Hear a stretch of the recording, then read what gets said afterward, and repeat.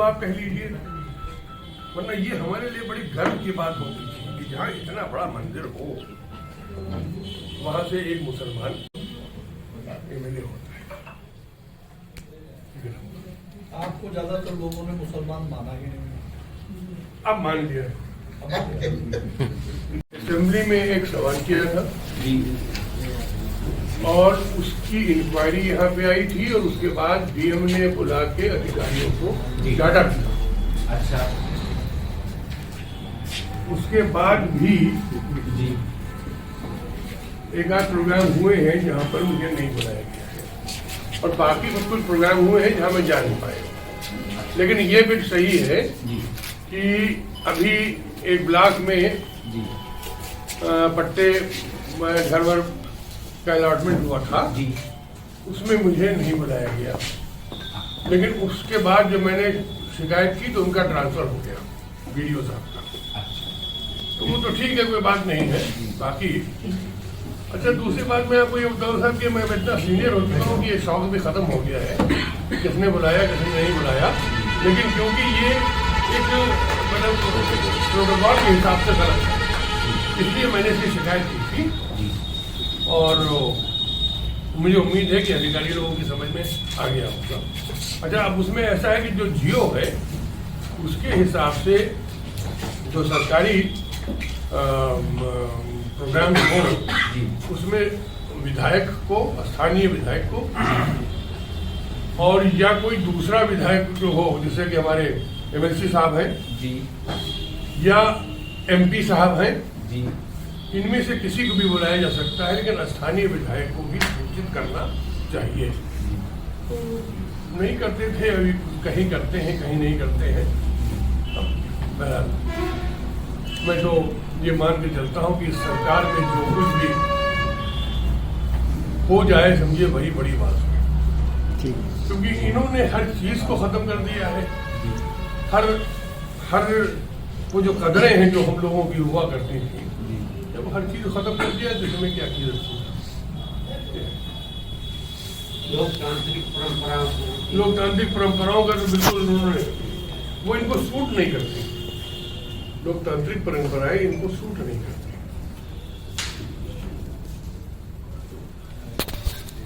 हमने इतना मचा दिया था इलेक्शन के जमाने में और अखिलेश जी से मेरी बात भी हो गई थी।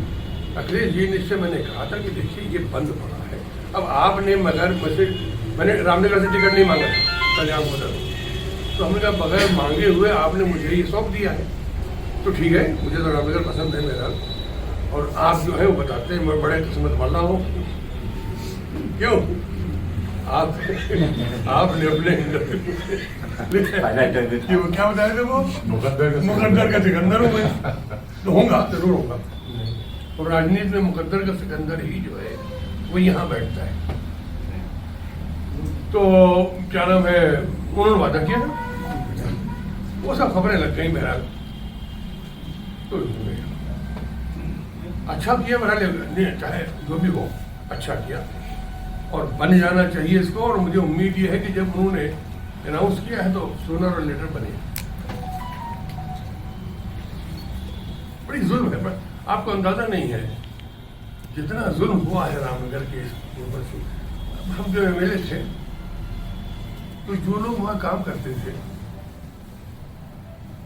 वो सब रिटायर हो गए, मर गए बहुत से। तो मेरी डिमांड, मैंने असेंबली में ये डिमांड की है कि साहब जब भी ये शुरू हो तो वो जो लोग उस वक्त सर्विस में थे, जिनकी सर्विस चली गई थी और अब वो नहीं है, 100 लाने नहीं होंगे, ऐसी कोई 100 साल का होगा ये प्रॉब्लम, तो उनके लड़कों को प्रायोरिटी पे रखा जाए। तो मेरा ख्याल है कि जरूर ऐसा करेंगे वो, क्योंकि वो भाजपा हो चाहे कोई हो, इंसान है और इंसान के अपने जज्बात होते हैं, तो वो जरूर करेंगे। मैं उम्मीद करता हूँ कि शुगर मिल बनेगी।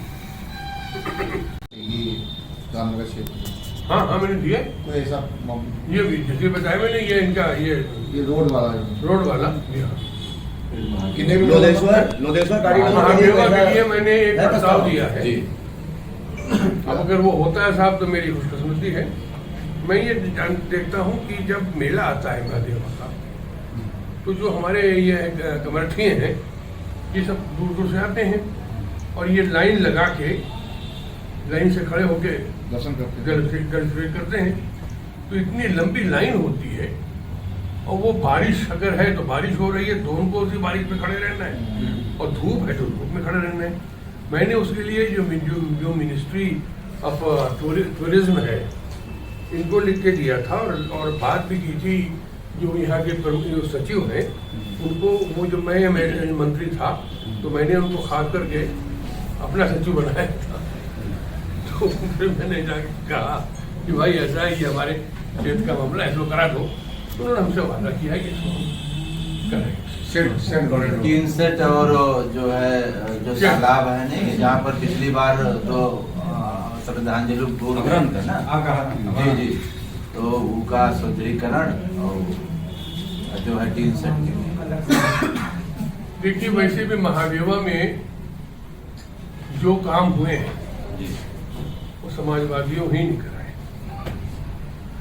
बात तो भाजपा वाले भगवान की आगे के करते हैं, राम की और भगवान की काम नहीं करते। लेकिन इस मंदिर के सिलसिले में मैं आपको बता दूं कि जब मैं पहली बार एमएलए हुआ तो इस मंदिर की हालत बड़ी खराब थी। बाबा में जी पूरी तालाब जो था उसकी सीढ़ियां टूटी हुई थी, पानी इतना गंदा था कि बिल्कुल हरा नहीं था। पहली बार सीढ़ी बनी, पहली बार मैंने डिवॉटरिंग कराई, पानी साफ कराया, तालाब साफ कराया और जो सीढ़ियाँ टूटी थी वो सारी सीढ़ियाँ मैंने बनवाई और उसके बाद एक रैन बसेरा बनवाया। इतना काम तो मैंने किया। उसके बाद मेरी विधायकी खत्म हो गई। उसके बाद जब ये फिर दोबारा समाजवादी आई है और हमारे ये क्या नाम है गोप जी आए हैं, तो गोप जी ने जब रामनगर के चार्ज लिया तो गोप जी ने ही बनवाया है वहाँ पर डाक बंगला और ये ऑडिटोरियम ये उनका बनाया। तो दोनों समाजवादियों ने का कंट्रीब्यूशन है। नाम भगवान और रामचंद्र और जय श्री राम सब कुछ भाजपा के जमाने में हुआ, काम हमारे जमाने में हुआ। नाम बेचने का काम होता है, नाम कमाने का काम। उससे हमने एक काम कराया और इसमें कोई दो राय नहीं कि जो शासन से जो सड़कें वगैरह हैं वो मंजूर हुई है और हमको नई सड़कें हमारे क्षेत्र में आई और इसके लिए मैं ये पीडब्ल्यूडी के लोगों को मैं आभारी हूँ कि उन्होंने बड़ी ईमानदारी से किया है और वहाँ सड़कें मुझे आई हैं वो बनने जा रही है। कोई बड़ा काम जिसका प्रस्ताव दिया हो उसको मंजूरी ना मिले? नहीं, बड़ा काम जो दिया है उसका प्रस्ताव आया है। मैंने जो दिया था उसमें कुछ चीज़ें मंजूर होकर आ गई। क्या प्रस्ताव था? देखिए सबसे बड़ी चीज़ ये है कि हमारे यहाँ वो जो मंदिर है हितमापुर, उस मंदिर पे एक ब्रिज बनने के लिए पुलिया और उसके से मिली हुई सड़क अब इस बड़ी कच्ची पड़ी हुई है। इस कच्ची सड़क को भी मैंने डीएम से कह के जल्दी बनवाया था क्योंकि मेला आने वाला था। तो बन गई थी बहरहाल किसी तरह से और मेला हो गया। मेला गए थे, हो गया था। अब उसको मैं पक्की बनवाने के मैंने लिख के दिया है और मेरा ख्याल ये है कि वो गई हुई है एक सेक्शन में और मुझे वहाँ के अधिकारियों ने एश्योरेंस दिया कि ये हो जाएगी। और बहुत सी चीज़ें हैं। अच्छा, अपनी मेरी विधायक निधि की समझ लीजिए, मेरे फेसबुक पे मैंने सब कुछ डाल दिया है, कितना काम कराया है, कितनी लाइटें लगवाई हैं, कितना गांव में काम होना है, उसके लिए जहाँ जहाँ लिख के दिया है वो सब है। 25-26 क्यों कितने हैं? 42 काम मैंने इंटरलॉकिंग के मंजूर हुए हैं। वो 42 मैं नाम के और जगह के मैंने डाल दिए। क्यों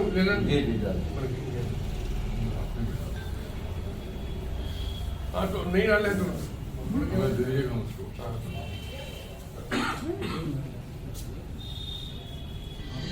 क्योंकि मैं ये मानता हूँ कि हम लोगों का हर काम जो है वो पूरी तरह से जनता के सामने होना है कि आपको ये मालूम रहे कि जो धन हमको मिला है उस धन को हमने किस तरह उपयोग किया है और दुरुपयोग तो नहीं किया है कहीं। मेरे हमदम से क्या रोका तो उन्होंने हमको जब मिलने मिलाने हमको उनके साथ हम जाते थे तो वो हमको बताते थे, हमें इंट्रोड्यूस करते थे कि ये एमएलए हैं और भाई इनको हिंदू वोट देता है। तो आप समझ लीजिए कि ये वो लोग उनकी समझ में भी जहाँ नहीं आना था कि हिंदू का वोट मिल सकता है। तो मैंने इनको बताया कि हिंदू वोट ही नहीं देता बल्कि हिंदू ने हिंदू को वोट न देके मुझको लिया है और लिया है। हमारे मुल्क की बाकी दूसरी हुआ